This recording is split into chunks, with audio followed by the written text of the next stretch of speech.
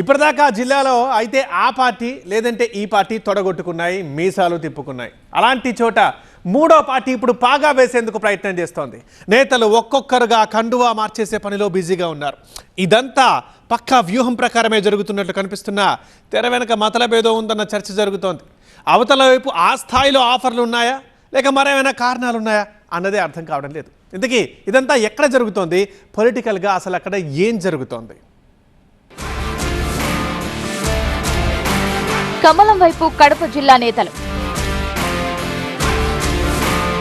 మాజీలకు BJP ఆఫర్లు,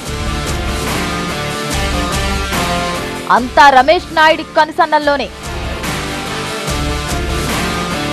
Veera Siva Reddy entry ఖాయమైందా?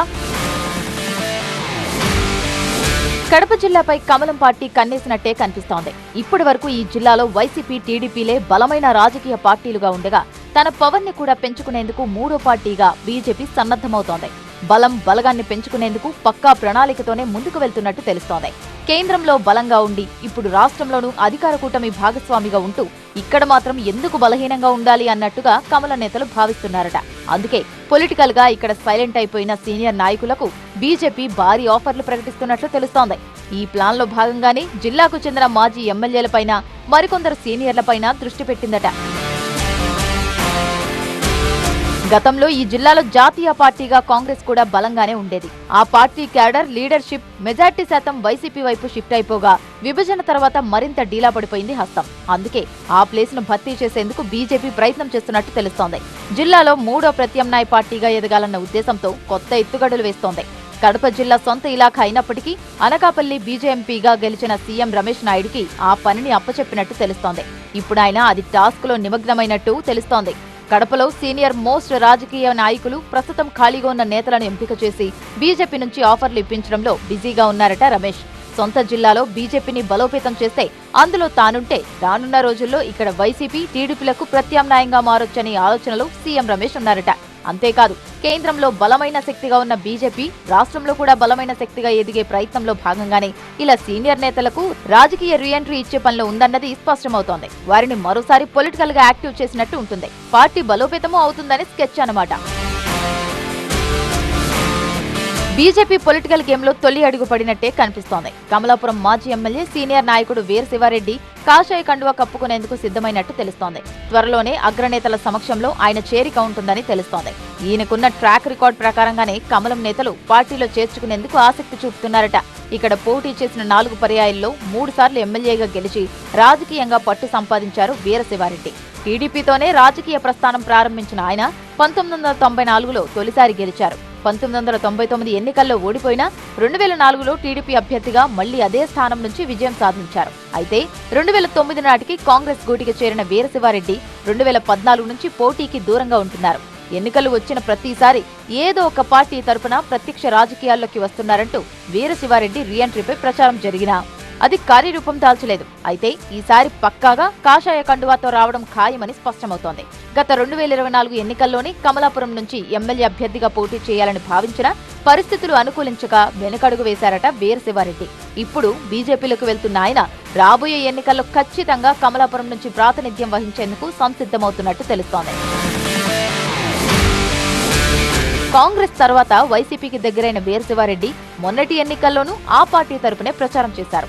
ఎన్నికల ఫలితాల తర్వాత మాత్రం స్తబ్దుగా ఉండిపోయారు. ప్రస్తుతం క్రియాశీల రాజకీయాలకు దూరంగా ఉంటున్న ఆయనకు ఇప్పుడు బీజేపీ నుంచి ఆఫర్ రావడంతో మరోసారి పోటీకి ఆసక్తి చూపుతున్నట్టు తెలుస్తోంది. ఆయన చేరిక బీజేపీకి కూడా బలాన్నిస్తుందనే అభిప్రాయం వ్యక్తమవుతోంది. ఈ చేరికల జాబితాలో ఇంకెంతమంది సీనియర్ నేతలు ఉంటారు అన్నది ఆసక్తి రేపుతోంది. మరి కడప జిల్లాలో ఎక్కడా కనిపించని బీజేపీ తన క్యాడర్ పెంచుకునే ప్రయత్నంలో ఎంతవరకు సక్సెస్ అవుతుందో చూడాలి. తెలంగాణలో కాంగ్రెస్ అధికారంలోకి వచ్చాక ఆ జిల్లా టాప్ ప్లేస్ దక్కించుకొని హాట్ పొలిటికల్ కేకలా మారిపోయింది. అభివృద్ధి విషయంలో ఏమో కానీ పదవుల విషయంలో మాత్రం ఒక రేంజ్ పతారా చూపిస్తోంది. అన్నీ రాష్ట్ర స్థాయి హోదాలే, అందరూ రాష్ట్ర స్థాయి నాయకులే. అలాంటి చోట ఇప్పుడు ఒక నాయకుడి వ్యవహారం చర్చనీయాంశమవుతోంది. 4 కూడళ్లలో 4 కలిస్తే చాలు, ఎక్కడ చూసినా ఆయన విషయమే మాట్లాడుకుంటున్నారట. సొంత పార్టీ నేతలే ఆయన తీరుని మరింతగా ప్రచారం చేస్తుండడం ఇదేదో తేడాగా ఉందేంటి అని అనేలా చేస్తోందట. ఇంతకీ ఎవరా నేత, ఏంటా కథ? ఇందూరు కాంగ్రెస్ లో ఇంటి పోరు, ట్రావెల్స్ అధినేత చుట్టే వివాదం, సునీల్ రెడ్డిని టార్గెట్ చేసిందెవరు, హస్తంలో ఎందుకీ గందరగోళం. ఉమ్మడి నిజామాబాద్ జిల్లా రాజకీయాల్లో కాంగ్రెస్ పార్టీ హవా నడుస్తోంది. ఇప్పుడు అనుకున్న స్థాయిలో ఇక్కడ ఎన్నికల ఫలితాలు రాకపోయినా అంతకు మించి ప్రాధాన్యమే పార్టీ పరంగా ప్రభుత్వ పరంగా దక్కుతోంది. పీసీసీ చీఫ్ గా మహేష్ గౌడ్, కేబినెట్ ర్యాంకులతో ఇద్దరు ప్రభుత్వ సలహాదారులు సుదర్శన్ రెడ్డి, షబ్బీర్ అలీలతో పాటు నామినేటెడ్ పోస్టుల్లోనూ చాలా మంది నేతలు ఇక్కడి నుంచి ప్రాతినిధ్యం వహిస్తున్నారు. అయితే అలాంటి జిల్లాలో కలిసిమెలిసి ముందుకు సాగి పార్టీని మరింత ముందుకు నడపాల్సిన నేతలు అంతర్గత కుమ్ములాటలతో గందరగోళం సృష్టిస్తున్నారు. మరీ ముఖ్యంగా బాల్కొండ నియోజకవర్గంలో రచ్చరచ్చ చేసేస్తున్నారు నాయకులు. ఆరెంజ్ ట్రావెల్స్ అధినేత సునీల్ రెడ్డి వ్యవహారం ఇప్పుడు అధికార కాంగ్రెస్ పార్టీలో కలకలం రేపుతోంది. ఒక్క నియోజకవర్గానికే పరిమితం కాకుండా జిల్లా రాజకీయాల్లో హాట్ టాపిక్ గా మారింది. నియోజకవర్గ కాంగ్రెస్ పార్టీ ఇన్ఛార్జిగా ఉన్న సునీల్ రెడ్డి జీఎస్టీ ఎగవేత కేసులో అరెస్ట్ అయి బెయిల్ మీద విడుదలవ్వడం సంచలనమే అయింది. ఇదే అంశం ఇప్పుడు జిల్లా కాంగ్రెస్ పార్టీ నేతల మధ్య విభేదాలను అడుగడుగున బహిర్గతం చేస్తోంది. సునీల్ రెడ్డి సరిగ్గా అసెంబ్లీ ఎన్నికలకు ముందే కాంగ్రెస్ పార్టీలో చేరారు. అనంతరం పార్టీ నుంచి బాల్కొండ టికెట్ దక్కించుకొని స్వల్ప ఓట్ల తేడాతో ఓటమి చవిచూశారు. లక్కీగా కాంగ్రెస్ అధికారంలోకి రావడంతో నియోజకవర్గ కాంగ్రెస్ ఇన్ఛార్జిగా వ్యవహరిస్తూ అనాధికార ఎమ్మెల్యే పాత్రలో హవా నడిపిస్తున్నారు. అయితే గత కొన్నేళ్లుగా ఆరెంజ్ ట్రావెల్స్ సంస్థ నడుపుతున్న ఆయన ఇటీవల అనుకోని చిక్కుల్లో పడ్డారు. జీఎస్టీని ఎగ్గొట్టారన్న ఆరోపణలతో ఆయనను డీజీజీఐ అధికారులు అరెస్టు చేశారు. జైలు నుంచి విడుదలైనప్పటికీ పొలిటికల్ గా ఆయనకు కాస్త ఇబ్బందికర పరిస్థితులే ఏర్పడ్డాయి. ప్రస్తుతం బాల్కొండ నియోజకవర్గ కాంగ్రెస్ లో 4 నేతల మధ్య ఆధిపత్య పోరు కొనసాగుతుండగా సునీల్ రెడ్డి సహా మరో 3 కార్పొరేషన్ చైర్మన్లు ఎవరికి వారు తమ అనుచర గణాన్ని ఏర్పాటు చేసుకుని ముందుకు సాగుతున్నారు. దీంతో పార్టీ కూడా వర్గాలుగా విడిపోయి గందరగోళ పరిస్థితుల్లో కొట్టుమిట్టాడుతుంది. ఈ 4 నేతలు నియోజకవర్గంపై పట్టు కోసం ప్రయత్నం చేస్తున్న వేళ సునీల్ రెడ్డి అరెస్టు కావడం ఆయన అనుచరుల్లో ఆందోళనను పెంచింది. ఇదే అదునుగా ఆయన వ్యతిరేక వర్గం నేతలు సునీల్ అరెస్టు వ్యవహారాన్ని సోషల్ మీడియాలో పోటాపోటీగా ప్రచారం చేస్తుండడం చర్చనీయాంశంగా మారింది. జీఎస్టీ ఎగవేత వ్యవహారం గత అసెంబ్లీ ఎన్నికల సమయంలోనూ తెర మీదకు వచ్చినా ఇప్పుడు దాని ఇంపాక్ట్ సునీల్ రెడ్డికి బలంగా కనిపిస్తోందట. బాల్కొండ కాంగ్రెస్ లో ఇప్పటికే విభేదాలు తీవ్రతరమైన వేళ ఇన్ఛార్జ్ అరెస్టు ముచ్చట సొంత పార్టీలో ఆయన ప్రత్యర్థులకు వరంలా మారిందట. ముఖ్యంగా రాష్ట్ర సహకార union limited chairman Manala Mohan Reddy, రాష్ట్ర mineral development corporation chairman Eravathri Anil, రాష్ట్ర విత్తనాభివృద్ధి సంస్థ చైర్మన్ అన్వేష్ రెడ్డిలు బాల్కొండపై ఇప్పటికే భారీ ఆశలు పెట్టుకున్నారు. స్థానికులైన ఈ 3 నేతలు గత అసెంబ్లీ ఎన్నికల్లోనే టికెట్ కోసం విశ్వ ప్రయత్నాలు చేశారు. కానీ వలసొచ్చిన సునీల్ రెడ్డికి టికెట్ దక్కడంతో తీవ్ర నిరాశకు గురయ్యారు. ఆ అసంతృప్తి కారణంగానే కాంగ్రెస్ ఇక్కడ ఓడిపోయిందనే ప్రచారం కూడా ఉంది. పార్టీ అధికారంలోకి వచ్చాక అందరికీ సమన్యాయం అన్నట్టుగా 4 నేతలకు పదవులు దక్కినా అసంతృప్తి మాత్రం చల్లారలేదు. ఆధిపత్య ప్రయత్నం చేస్తూనే ఉన్నారు. ఇప్పుడు సునీల్ రెడ్డి అరెస్టు అంశాన్ని అదునుగా చేసుకుని వచ్చే ఎన్నికల్లో పోటీకి గ్రౌండ్ వర్క్ చేసుకుంటున్నారట మిగతా 3. ఎవరికి వారు సొంత వర్గాన్ని మెయింటైన్ చేస్తూ సందర్భం వచ్చినప్పుడల్లా బాల్కొండకు వచ్చి సందడి చేసి వెళ్తున్నారు. సునీల్ రెడ్డి గురించి తమ అనుచరులతో సోషల్ మీడియాలో ప్రచారం చేస్తున్నారనే టాక్ వినిపిస్తోంది. మొత్తానికి సునీల్ రెడ్డి అరెస్ట్ అంశం ప్రత్యర్థుల కంటే సొంత పార్టీ నేతలకే ఎక్కువగా ఉపయోగపడుతోందన్నమాట. ఇప్పటికే కొందరు నేతలు సునీల్ రెడ్డి అరెస్ట్ విషయాన్ని నేరుగా పార్టీ అధిష్టానానికి చేరవేసే పనిలో బిజీగా ఉన్నారట. గతంలో కూడా సునీల్ రెడ్డి వీడియో ఒకటి సోషల్ మీడియాలో బాగా వైరల్ అయింది. తన సంస్థలో పనిచేస్తున్న కార్మికులను వేతనాల విషయంలో సునీల్ రెడ్డి బెదిరిస్తున్నట్టు అందులో ఉంది. ఆ వీడియోని బాగా డ్యామేజ్ చేసిందనుకుంటే ఇప్పుడు ఈ కొత్త ప్రచారం సునీల్ రెడ్డిని మరింత ఇబ్బంది పెడుతుందట. పనిలో పనిగా కాంగ్రెస్ పార్టీలో ఉన్న విభేదాలను బయట పెడుతుండడం క్యాడర్ను తలపట్టుకునేలా చేస్తుందట. ఆయనదేముంది, తన పార్టీకి తాను ఏదో అనేశారు. ఏపీ రాజకీయాల్లో ఎన్నో ఎత్తుపల్లాలు చూసిన నాయకుడు, మంత్రిగా పనిచేసిన వాడు అలా అనేసరికి సహజంగానే కొత్త చర్చ మొదలైంది. అయితే 4 గోడల నడుమో అతి దగ్గరి అనుచరుల దగ్గర ఆ మాట అంటే పర్లేదు, కానీ బహిరంగ సభల్లోనే అలా మాట్లాడటం పొలిటికల్గా పెద్ద చర్చకే దారితీస్తోంది. ఎక్కే వేదిక దిగే వేదిక అదే విషయాన్ని వల్లవేస్తోంది. దీంతో ఆయన ఎందుకు ఇలా మాట్లాడుతున్నారు, అదే నిజమైతే భవిష్యత్ పరిణామాలు ఎలా ఉంటాయన్నదే ఇప్పుడు కీలక చర్చగా మారింది. ఇందుకే ఆ నాయకుడు ఎవరు, ఆయన అసలు ఏమన్నారు? వయోభారమా వైరాగ్యమా? పాలిటిక్స్ కు టాటా చెప్పిన కామినేని రిటైర్మెంట్ వెనుక మతలబు మంత్రి పదవేనా? మరి మాజీ మంత్రి తర్వాత ఎవరు? వయోభారమో రాజకీయ వైరాగ్యమో తెలియదు గాని మాజీ మంత్రి ప్రస్తుత కూటమి ఎమ్మెల్యే కామినేని శ్రీనివాస్ చేస్తున్న కమెంట్స్ ఇప్పుడు చర్చనీయాంశం అవుతున్నాయి. ప్రత్యక్ష ఎన్నికల్లో పోటీ చేయబోనంటూ ఎక్కిన వేదిక దిగే వేదిక ఆయన చేస్తున్న ప్రకటనలో ఒక రకంగా ప్రకంపనలు క్రియేట్ చేస్తున్నాయి. ఆయన ఎందుకిలా అంటున్నారు అనే చర్చ ఒకవైపు అయితే, ఆయన తప్పుకుంటే ఆ స్థానంలో వచ్చేదెవరు అనే చర్చ మరోవైపు.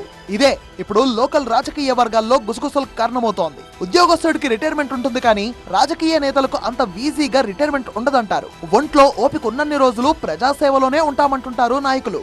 మెల్లగా తమ వారసుల్ని లైన్లోకి తీసుకొచ్చి ఆ తర్వాత ఎప్పుడో గానీ సైడ్ అవ్వరు. విషయంలో కైకులూరు ఎమ్మెల్యే కామినేని శ్రీనివాస్ కాస్త డిఫరెంట్ గా వ్యవహరిస్తుండడం ఇప్పుడు చర్చనీయాంశమవుతోంది. 2024లో జరిగినవే తన చివరి ఎన్నికలంటూ ఈ మాజీ మంత్రి భవిష్యత్తులో పోటీ చేయబోనని ప్రకటించేశారు. అంతేకాదు తమ పిల్లలకు రాజకీయాలంటే ఆసక్తి లేదంటూ వారసులను కూడా ఇంట్రడ్యూస్ చేయబోవడం లేదని అదే వేదిక నుంచి తేల్చి చెబుతున్నారు.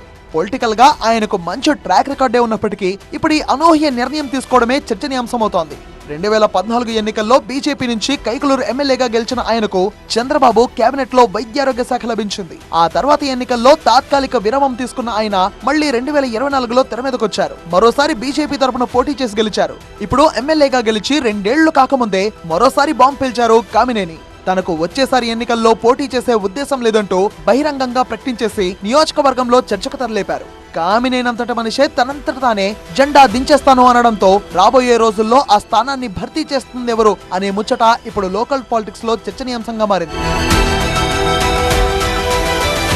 అవటానికి ఎమ్మెల్యేనే అయిన అగ్రనేత మాజీ ఉపరాష్ట్రపతి వెంకయ్య నాయుడికి అత్యంత సన్నిహితుడిగా కామినేనికి పేరుంది. ఢిల్లీ స్థాయిలో అగ్రనేతలతోనూ ఇటు కూటమి మిత్రులు టీడీపీ అధినేత చంద్రబాబుతోనూ మంచి సంబంధాలే ఉన్నాయి. లోకల్ టీడీపీ నేతలందరూ ఆయనతో మంచి సమన్వయంతో ముందుకు వెళ్తారు. ఆ మాటకొస్తే కైకలూరులో బీజేపీ కేడర్ కంటే కామినేని టీడీపీ నేతలకే ఎక్కువ ప్రాధాన్యత ఇస్తారు అనే టాక్ ఉంటుంది. కందుకు లేని దురద కత్తికెందుకన్నట్టు ఇలాంటి విషయాలను పైకి బీజేపీ నేతలెవరూ మాట్లాడరు గాని అదే నిజం. ఇక ప్రస్తుతం కైకలూరు నియోజకవర్గంలో బీజేపీ నుంచి 4 కన్వీనర్లు 4 సామాజిక వర్గాల నుంచి ఉన్నారు. అయితే వీరంతా ఎవరికి వారు తమను ఇన్ఛార్జ్ గా పార్టీ ఎప్పుడు ప్రకటిస్తుందా అని ఎదురు చూస్తున్నారట. తాను పోటీ చేయడం లేదంటూ కామినేని ప్రకటన చేయడమే ఆలస్యం. ఇదే అదునుగా కాచు కూర్చున్న నేతలు వచ్చేసారి పోటీకి సిద్ధమైపోతున్నారు.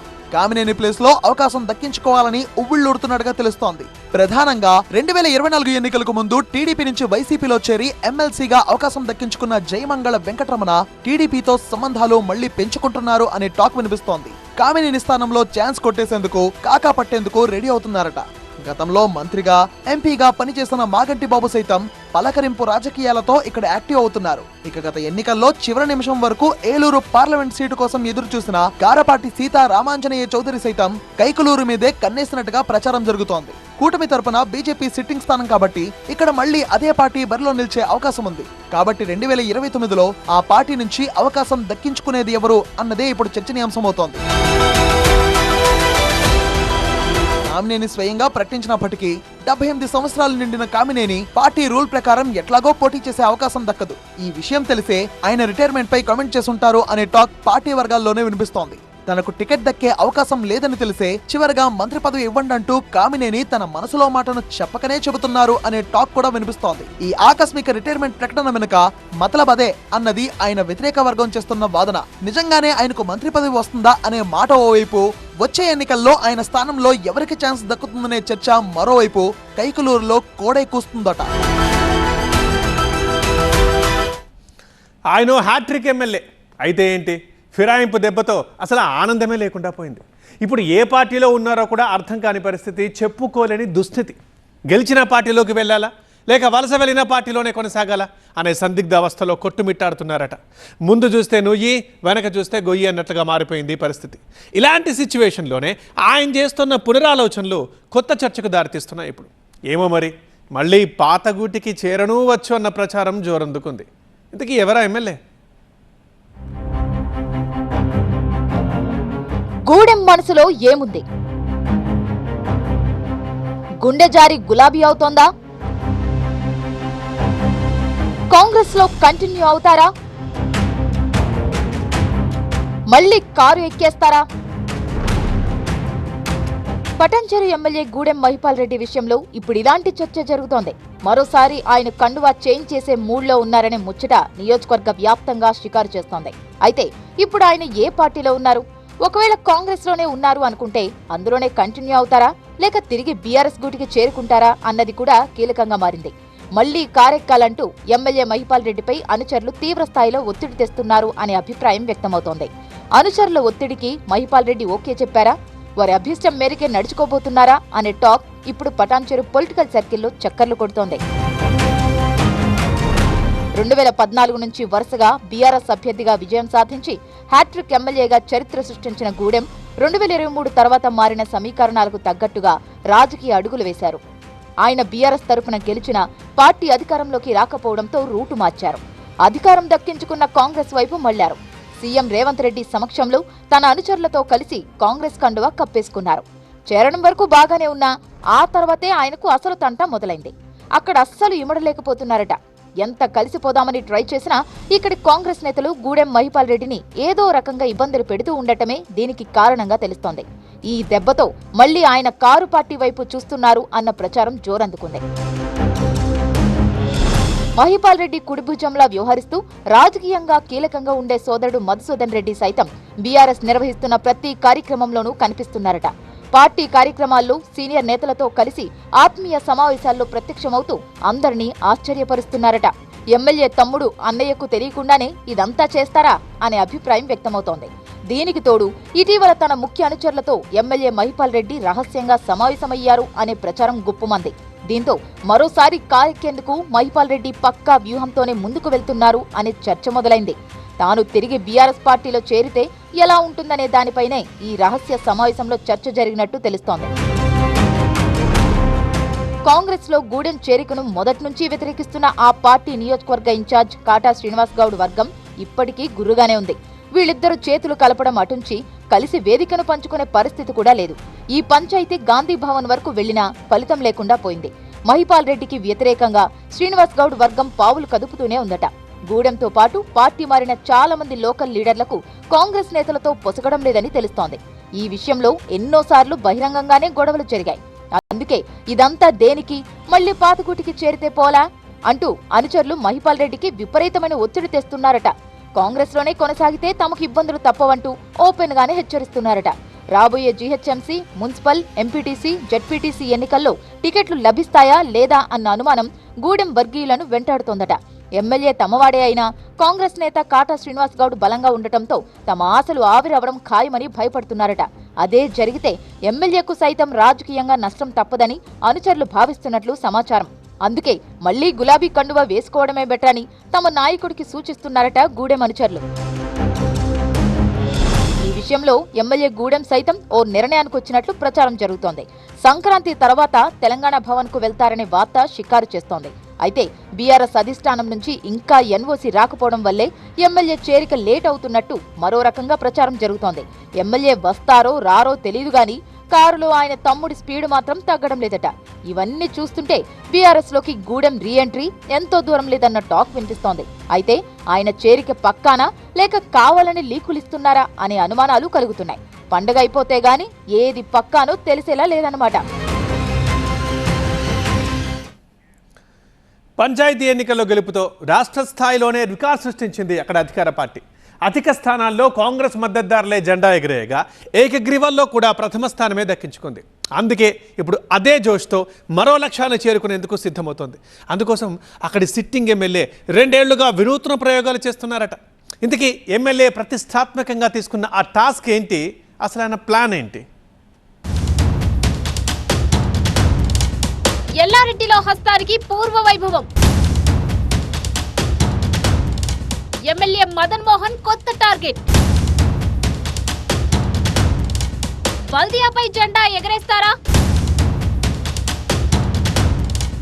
ఒకనాటి కంచుకోటలో కాలం కలిసి వస్తుందా? కామారెడ్డి జిల్లా ఎల్లారెడ్డి నియోజకవర్గంలో రాజకీయంగా ఇప్పుడు ఇలాంటి చర్చ జరుగుతుంది. ఒకప్పుడు కాంగ్రెస్ పార్టీకి కంచుకోట లాంటి ఈ ఇలాకాలో గత 10 ఏళ్లుగా పరిస్థితి మారిపోయింది. దశాబ్దం పాటు అధికారంలో ఉన్న బీఆర్ఎస్ పట్టు బిగించి పాలన సాగించింది. ఈ క్రమంలో ప్రాభవం కోల్పోయిన కాంగ్రెస్ పార్టీ మదన్ మోహన్ రావు చేరికతో ట్రాక్ లోకి వచ్చింది. అంతకుముందు జహీరాబాద్ ఎంపీ బరిలో నిలిచి ఓటమి పాలైన మదన్ మోహన్ 2023లో తొలిసారి ఎల్లారెడ్డి నుంచి ఎమ్మెల్యేగా గెలిచి చాన్నాళ్ల తర్వాత కాంగ్రెస్ జెండా ఎగరేశారు. తొలిసారి గెలిచిన తనదైన రాజకీయ చాణక్యంతో పార్టీ బలోపేతానికి కొత్త ప్రణాళికలు అమలు చేస్తున్నారట.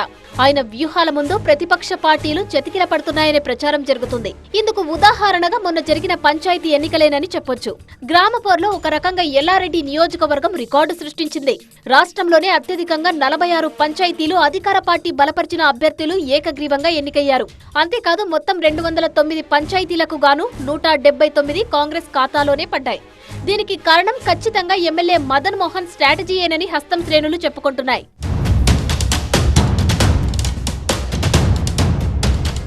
ఇప్పుడు మరో కొత్త టాస్క్ ను ముందరేసుకున్నారట ఈ ఫస్ట్ టైం ఎమ్మెల్యే. 2019లో మున్సిపాలిటీగా ఆవిర్భవించిన ఎల్లారెడ్డిపై ఈసారి ఎట్టి పరిస్థితుల్లోనూ కాంగ్రెస్ జెండా ఎగరేయాలన్న లక్ష్యంతో పనిచేస్తున్నారట. పంచాయతీ ఎన్నికల విజయంతో వచ్చిన జోష్ ను కంటిన్యూ చేయాలని ప్రణాళికలు సిద్ధం చేశారట. అందులో భాగంగానే పార్టీ కోసం కష్టపడ్డ కార్యకర్తల్లో గెలుపు గుర్రాలను ఎంపిక చేసి అవకాశం ఇవ్వాలని భావిస్తున్నారట. ఇందుకోసం లిస్ట్ ప్రిపేర్ చేసే పనిలో ఎమ్మెల్యే నిమగ్నమైనట్టు తెలుస్తోంది. 2019లో తొలిసారి జరిగిన మున్సిపల్ ఎన్నికల్లో ఇక్కడ నాటి అధికార బీఆర్ఎస్ విజయం సాధించింది. కానీ కాంగ్రెస్ పార్టీ అధికారంలోకి రాగానే చైర్మన్ తో సహా చాలా మంది నేతలు కండువా మార్చేశారు. బీఆర్ఎస్ అవిశ్వాసం పెట్టినప్పటికీ ఎల్లారెడ్డి మున్సిపాలిటీ హస్తం చేతుల్లోకే వెళ్లింది. అది ఎంతైనా సొంత బలం కాదు కాబట్టి ఈసారి స్వతహాగా బల్దియాపై కాంగ్రెస్ జెండా ఎగరవేసేందుకు ఉవ్విళ్లూరుతున్నారట ఎమ్మెల్యే మదన్ మోహన్ రావు.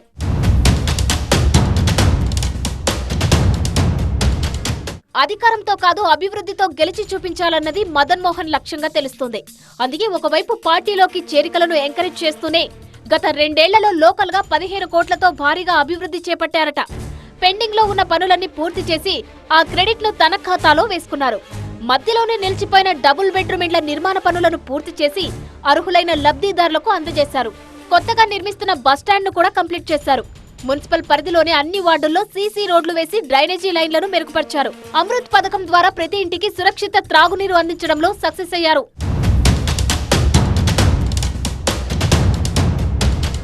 ఈ అభివృద్ధి పనులతో పాటే ఒక వినూత్న కార్యక్రమానికి శ్రీకారం చుట్టారట ఎమ్మెల్యే మదన్ మోహన్. అదే క్యూఆర్ కోడ్ సిస్టమ్. ప్రజలు దీని ద్వారా తమ సమస్యలు నేరుగా ఎమ్మెల్యేకు విన్నవించుకునే అవకాశాన్ని కల్పించారు ఎమ్మెల్యే. ఇలాంటి ఓ యాప్ ను అందుబాటులోకి తెచ్చిన తొలి ఎమ్మెల్యేగా నిలిచిన మదన్ మోహన్ తమ సమస్యల పరిష్కారం కోసం నాయకుల చుట్టూ తిరగకుండా ప్రత్యేక చర్యలు తీసుకోవడం పట్ల ప్రజల నుంచి మన్ననలు అందుకుంటున్నారు. మరి ఎల్లారెడ్డి బల్దియాలో విజయం కోసం ఎమ్మెల్యే మదన్ మోహన్ చేపట్టిన ఈ కొత్త స్ట్రాటజీ ఎంతవరకు వర్కౌట్ అవుతుందో చూడాలి.